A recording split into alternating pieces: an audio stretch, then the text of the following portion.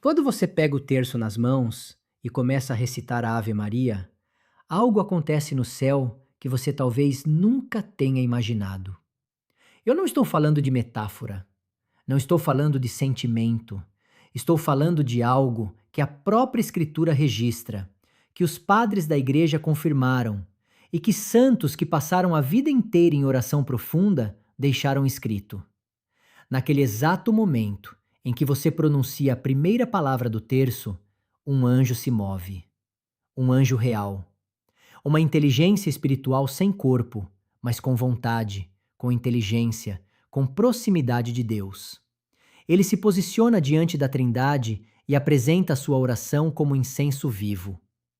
O Apocalipse, capítulo 8, versos 3 e 4, diz assim: Veio um anjo e se postou diante do altar, com um turíbulo de ouro. Foram-lhe dados muitos aromas, para que os oferecesse, com as orações de todos os santos, sobre o altar de ouro diante do trono. Esse texto não é simbólico de um jeito que esvazia o sentido.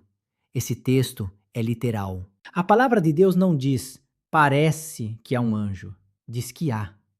E esse anjo tem uma função específica: apresentar as orações dos santos como incenso diante de Deus. E agora me diz, você não é um santo? Você não está tentando ser? Então por que você acha que a sua oração não sobe? Durante décadas, eu ouvi confissões, dei comunhões, ministrei últimos sacramentos. E uma coisa que eu aprendi é que a maioria dos católicos vive como se a oração fosse um monólogo. A pessoa fala com Deus como se falasse sozinha no quarto. Não percebe que é uma corte celestial atenta, que há seres criados especificamente para ouvir e para apresentar o que dizemos ao Criador. Eu quero falar com você sobre o que acontece no céu quando você reza o terço. Não é um assunto bonito que eu inventei para enfeitar um vídeo. É a verdade da nossa fé. E quando você entender o que eu vou te contar, você nunca mais vai pegar o terço da mesma forma. Meu nome é Padre Alessandro. Sou sacerdote há mais de 30 anos. E antes de continuar, se você não é inscrito neste canal, eu peço que você se inscreva agora. Este é um espaço onde a fé é tratada com seriedade, onde a doutrina não é diluída, onde você vai encontrar conteúdo que sustenta sua alma nos dias difíceis. A inscrição é gratuita. Aperte o botão e deixe o sininho ligado para receber os próximos vídeos. E agora, eu quero que você me acompanhe. O que eu vou falar agora, eu peço que você leve a sério. Não é devoção de esquina, é teologia, é tradição. É a fé que nós recebemos dos apóstolos e que não pode morrer conosco. Vamos começar pela base, pela Escritura. Porque se nós vamos falar sobre o que os anjos fazem no céu quando você reza, nós precisamos primeiro entender o que a própria palavra de Deus diz sobre anjos e oração. A Bíblia é cheia de passagens sobre esse tema. Não é um detalhe, é um eixo central da espiritualidade cristã. No livro de Tobias, capítulo 12, versículo 12, o anjo Rafael diz a Tobias: Quando você e Sara oravam, era eu quem apresentava a lembrança das suas orações diante da glória do Senhor. Ou seja, o próprio arcanjo confessa que a função dele, entre outras, é levar as orações das pessoas até Deus. No Salmo 134, o versículo 2 diz: Aqueles que estão diante do Senhor, sirvam a Ele com temor. Os anjos são seres que estão diante de Deus sem cessar. Eles não têm outro trabalho senão servir, adorar e apresentar. Nos evangelhos, Jesus fala dos anjos constantemente. Em Mateus capítulo 18, versículo 10, ele diz: Tenham cuidado com o desprezo por qualquer um destes pequenos, porque eu digo que os seus anjos nos céus veem sempre a face do meu Pai que está nos céus. Note a linguagem. Os anjos dos pequenos veem a face do Pai. Isso significa que há uma relação direta, constante, entre os anjos e Deus. E se os anjos veem a face de Deus sem cessar, e se eles são os apresentadores das nossas orações, então, cada vez que você ora, você está sendo ouvido por uma inteligência espiritual que tem acesso direto ao trono de Deus. Agora pense comigo, você acha que esse acesso é limitado? Você acha que Deus disse: eu vou criar esse mecanismo lindo de comunicação, mas só algumas pessoas merecem? Não. A Escritura é clara. As orações dos santos, de todos os santos, sobem como incenso. E você, batizado, confirmado, em graça de Deus, você é um santo em potencial. A carta de Paulo aos Romanos diz que nós somos chamados a ser santos. Não amanhã, hoje. Agora, o que acontece especificamente com o terço? O terço não é um rosário arbitrário inventado por acaso. O terço é uma arma espiritual que a própria Maria pediu à humanidade. E a história confirma isso de uma maneira que deveria calar a boca de qualquer cético. No dia 7 de outubro de 1571, uma frota otomana imensa se dirigia à Europa. A marinha do Império Otomano era imbatível. Ninguém conseguia pará-los. E naquele dia, o Papa Pio V convocou toda a Europa a rezar o terço, pedindo a intercessão de Nossa Senhora. O resultado foi uma vitória naval que não tinha explicação estratégica. A frota otomana, que nunca perdia, foi destruída. O próprio Papa Pio V chamou o terço de a arma do cristão. Declarou o 7 de outubro como a festa de Nossa Senhora do Rosário. Você acha que Deus intervém nessa batalha por causa do terço, mas não intervém na sua vida quando você reza? Me desculpe, mas isso não faz sentido teológico. São Luís Maria Grignon de Montfort, um dos maiores teólogos marianos da história, escreveu que o rosário é a escada pela qual se sobe ao céu. Ele não usou palavras leves. Disse que o rosário é a arma mais poderosa contra o demônio e a garantia mais segura da salvação. Isso não é devoção exagerada. São Luís conhecia a Escritura, a tradição e a experiência. Ele viu o que o terço fazia na alma das pessoas. Agora, o que acontece espiritualmente quando você reza cada mistério do terço? Vamos lá. O terço tem 20 mistérios. Divide-se em dolorosos, gloriosos, luminosos, gozosos. Cada um deles é uma janela aberta para a vida de Cristo e de Maria. E quando você entra nessa janela com fé, algo acontece. Nos mistérios gozosos, você contempla a encarnação, a visitação, o nascimento de Jesus, a apresentação no templo e o encontro de Jesus com os doutores da lei. Cada um desses mistérios, quando rezado com atenção, coloca você dentro daqueles eventos. Você não está apenas lembrando, você está, de certo modo, participando. São João Paulo II, no seu documento Rosarium Virginis Mariae, de 2002, escreveu palavras que todo católico deveria conhecer. Ele disse: contemplar o rosto de Cristo com Maria é o programa mais excelente que se pode propor à família humana. João Paulo II rezava o terço todos os dias. Todos os dias. Este homem foi bispo de Roma, líder de 1 bilhão de católicos, sobrevivente de um tiro na cabeça e ainda assim considerava o terço o centro da sua espiritualidade. Isso deveria dizer algo para nós. Ele não rezava o terço como ritual. Rezava como quem fala com alguém que ama.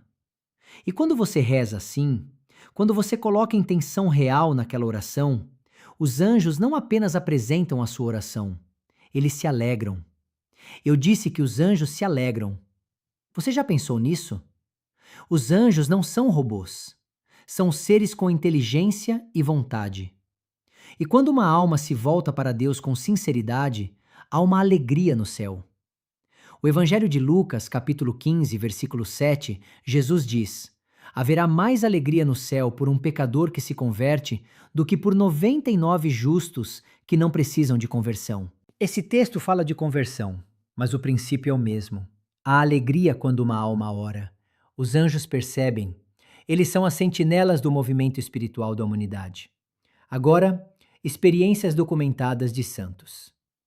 Santa Faustina Kowalska, a freira polonesa que recebeu as revelações da misericórdia divina, escreveu no seu diário algo que se conecta diretamente com o que eu estou dizendo.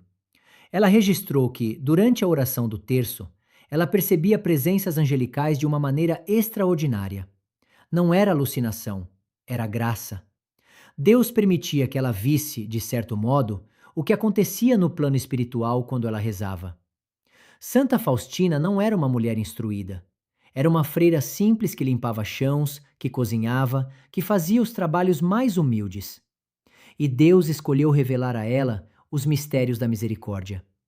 E ela rezava o terço todos os dias. São Pio de Pietrelcina, o Padre Pio como é conhecido, era um frade capuchinho italiano que tinha uma relação extraordinária com os anjos. Ele próprio disse que era cercado por anjos de forma quase constante. E ele rezava o terço sem parar durante o dia. Às vezes, recitava dezenas de terços em uma única noite. Padre Pio não era um homem de devoção tíbia. Era um homem que vivia em batalha espiritual permanente. E ele disse, em diversas ocasiões, que o terço era a arma mais poderosa que o cristão possui. Palavras dele, não minhas. Palavras de um homem que era atormentado pelo demônio de forma direta e que encontrou no terço a sua defesa. Agora, eu preciso falar de uma coisa que poucos padres falam abertamente. A maioria dos católicos reza o terço errado. Não no sentido de que as palavras estão erradas, as palavras estão certas. Mas falta a coisa mais importante, a intenção. Ritual sem intenção é teatro. Você pode recitar todas as Ave-Marias corretas, todas as contas certas e não ter nenhuma graça. Porque Deus não é máquina. Ele não funciona com a lógica de entrada e saída. Ele responde à fé, à intenção, ao coração que se abre. Agora, quando você reza com intenção, quando você realmente contempla os mistérios, quando você coloca o seu coração naquela oração, algo muda. Não só em você, lá em cima, no céu, algo muda também. Nos mistérios dolorosos, você contempla a agonia de Jesus no horto, a sua flagelação, a sua coroação de espinhos, o seu caminho até o Calvário e a sua morte na cruz. Cada um desses mistérios, quando rezados com seriedade, é uma participação na paixão de Cristo. E os anjos assistem isso. São Paulo diz que nós somos co-herdeiros da glória de Cristo. Isso significa que, quando você sofre com Cristo, você está conectado com Ele de uma maneira que nenhuma filosofia pode explicar. E os anjos percebem essa conexão. Eles são testemunhas do que acontece quando uma alma se une à paixão de Cristo através da oração. Nos mistérios gloriosos, você contempla a ressurreição, a ascensão, a vinda do Espírito Santo, a assunção de Maria aos céus e a sua coroação como rainha dos anjos e dos santos. Esses mistérios são pura luz. E quando você os contempla, você está olhando para o destino final da sua alma. São João Paulo II, no Rosarium Virginis Mariae, disse que o terço é um caminho de contemplação que leva à intimidade com Cristo. Ele não estava exagerando. Esse homem rezou o terço até quando estava morrendo. No hospital, nos últimos dias de vida, ele ainda recitava as Ave-Marias. Isso é testemunho, não teoria. Agora, como isso muda a forma de rezar? Muda de uma maneira radical. Quando você entende que, naquele momento em que você reza, há um anjo apresentando a sua oração diante de Deus, você não reza mais da mesma forma. Você não recita mais as palavras como quem opera uma máquina. Você fala. Você se dirige a Deus com a consciência de que há uma audiência celestial presente. Eu não estou pedindo que você sinta algo. Sentimento não é fé. Eu peço que você saiba. Que você tenha consciência teológica do que acontece quando você ora. E que essa consciência transforme a sua oração. O terço não é um objeto de sorte, não é um amuleto, é uma oração. E toda oração que parte de um coração sincero tem o poder de tocar o coração de Deus. E os anjos são os mensageiros que garantem que essa comunicação aconteça. Agora, eu quero que você guarde isso. Deus não precisa dos anjos para ouvir você. Ele é onisciente. Ele conhece os seus pensamentos antes de você pensar. Mas ele quis, na sua sabedoria, criar um sistema de comunicação que inclui os anjos. E esse sistema existe porque Deus quer que nós tenhamos certeza de que a nossa oração chega. Quer que nós tenhamos testemunhas celestiais do nosso diálogo com Ele. Tobias recebeu a companhia de um anjo que se passou por humano. E durante toda a viagem, aquele anjo esteve presente, guiando, protegendo e apresentando as orações de Tobias ao Senhor. Isso é o que acontece com você quando você reza. Há um anjo designado para ouvir você, para acompanhar a sua oração até o trono de Deus. Agora, eu quero falar de uma coisa prática. Muitos de vocês me escrevem dizendo que não conseguem rezar com atenção, que a mente divaga, que os pensamentos vêm e vão, que parece que estão falando com uma parede. E eu vou ser honesto com você. Isso é normal. Mas não precisa ser permanente. O terço é uma oração de resistência. Assim como o atleta treina o corpo, nós treinamos a alma. E no começo é difícil, mas com o tempo, com a constância, a atenção vem. Não porque Deus está longe, porque nós estamos nos aproximando dele. Eu rezo o terço há mais de 30 anos, e ainda há dias em que a mente divaga, mas eu não paro, porque eu sei que o valor da oração não está no sentimento que ela produz, está na obediência de fazer o que Deus pediu. Ele disse: orai sem cessar. Não disse: orai até vocês sentir algo. Não disse: orai enquanto for fácil. Disse: orai sem cessar. Agora, o que acontece quando uma família inteira reza o terço junto? Eu vou te dizer o que acontece. Os anjos se alegram de uma maneira especial. A tradição católica sempre falou da oração em família como um baluarte contra o mal. Não é superstição, é fato espiritual.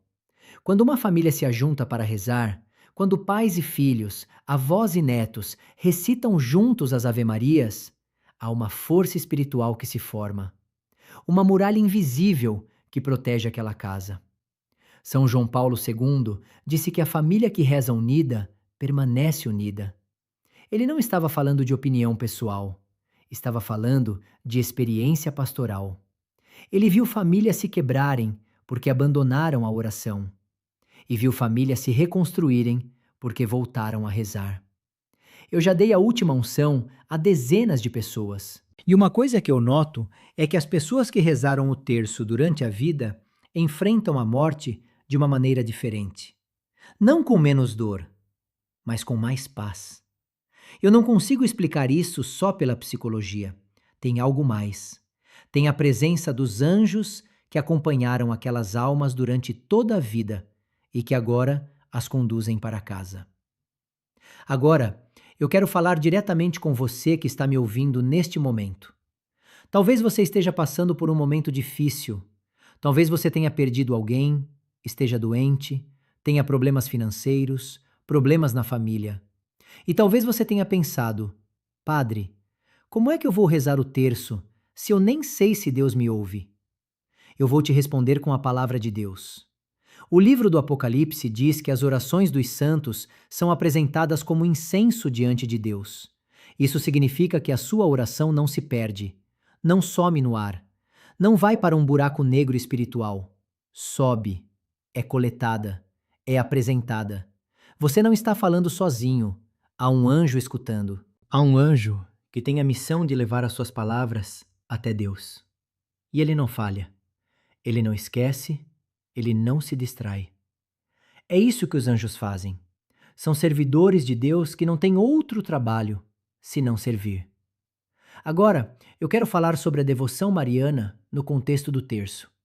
Porque tem gente que ainda tem dúvida. Padre, não é superstição rezar para Maria? Não é colocar ela no lugar de Deus? Não. E quem diz isso não conhece a doutrina católica. Maria não é adorada, é honrada, E há uma diferença teológica fundamental entre adoração e honra. Adoramos apenas a Deus. Honramos Maria, os anjos, os santos. Mas rezamos a Deus através de Maria. É isso que o terço faz. Quando você diz Ave Maria, você está pedindo a Maria que interceda por você. Assim como você pediria a um amigo que orasse por você. A diferença é que Maria tem um acesso especial ao coração de Deus, porque ela é a mãe de Jesus. E Deus, sendo bom filho, ouve a mãe. Não é mágica, é teologia. É a lógica do plano de salvação. Deus quis que Maria participasse da redenção. E Ele quis que nós pudéssemos recorrer a ela com confiança. Agora, eu preciso falar sobre o que acontece no céu quando você recita os 20 mistérios completos. Cada mistério é como uma câmara do palácio de Deus. Você está entrando pela fé na presença de realidades espirituais. E a cada mistério rezado com atenção, você está como que subindo um degrau na escada que leva a Deus. São José Maria Escrivá, fundador do Opus Dei, disse que o terço é uma batalha espiritual que se ganha no silêncio. Ele não estava falando de passividade, estava falando de uma luta interior que acontece quando você decide permanecer na oração, apesar das distrações, apesar do cansaço, apesar da aridez espiritual. Essa luta é real e os anjos estão presentes nela. Eles não deixam que o demônio interrompa uma oração que está sendo oferecida com fé. Eles são como a segurança do momento mais sagrado do seu dia. Agora, eu quero deixar uma coisa clara. O terço não é um ritual mágico que funciona automaticamente. Você não pode pegar o terço, recitar as palavras sem atenção e esperar que Deus responda como um gênio da lâmpada. Não funciona assim. Deus responde à fé. E a fé inclui a intenção, a perseverança e a abertura à sua vontade. Mas quando a fé está lá, quando a intenção é sincera, quando você oferece aquela oração não para show, não para sensação, mas porque você quer encontrar Deus, então o mecanismo celestial entra em ação. E você tem um anjo do seu lado. Eu quero que você leve isso para casa. O terço que você reza não é uma oração pequena. Não é um ritual que só serve para dar sorte ou para acalmar a consciência. É uma arma espiritual que tem o poder de mudar a história. Mudar a sua história. Mudar a história da sua família. Mudar a história do mundo. Poucos entendem isso. A maioria das pessoas reza o terço como quem cumpre uma obrigação e não percebe que, a cada Ave Maria, há um anjo que se move no céu para apresentar aquela oração diante do trono de Deus. Você não é insignificante. A sua oração não é insignificante. Você foi criado à imagem e semelhança de Deus. E Deus quis que os anjos fossem os intermediários da sua comunicação com Ele. Isso é um privilégio que nenhuma outra criatura tem. Agora, eu quero cerrar este vídeo com um chamado. Se você nunca rezou o terço com seriedade, eu peço que você comece hoje. Não amanhã, não na segunda-feira. Hoje, agora. Pode ser uma década, pode ser 5 décadas. O importante é começar e ir perseverando. Se você já rezou o terço a vida inteira, mas de maneira mecânica, eu peço que você pare de tratá-lo como ritual vazio. Comece a contemplá-lo. Entre nos mistérios. Imagine Jesus, Maria, os anjos. Deixe a oração tocar você. E se você está passando por alguma batalha espiritual, se sente que o demônio está atacando a sua mente, a sua família, os seus sonhos, agarre-se ao terço. Não solte. Rezai sem cessar, como Deus mandou. E confie que os anjos estão do seu lado. O que você sente quando reza o terço? Me conta nos comentários. Eu quero saber. Eu leio cada um. E pode ser que a sua experiência ajude outro irmão, outra irmã que está passando pela mesma coisa. Se este vídeo tocou você, compartilhe. Envie para aquele familiar que precisa ouvir isso, para aquele amigo que abandonou a fé, para aquela pessoa que está em crise e precisa de esperança. e se inscreva neste canal. Aperte o botão, ative o sininho. Eu não vou te desiludir. Aqui a fé é tratada com seriedade. Aqui você encontra a verdade que sustenta, especialmente quando tudo desmorona. Que Deus te abençoe e que Nossa Senhora cubra você com o manto da sua proteção. Nos vemos no próximo vídeo.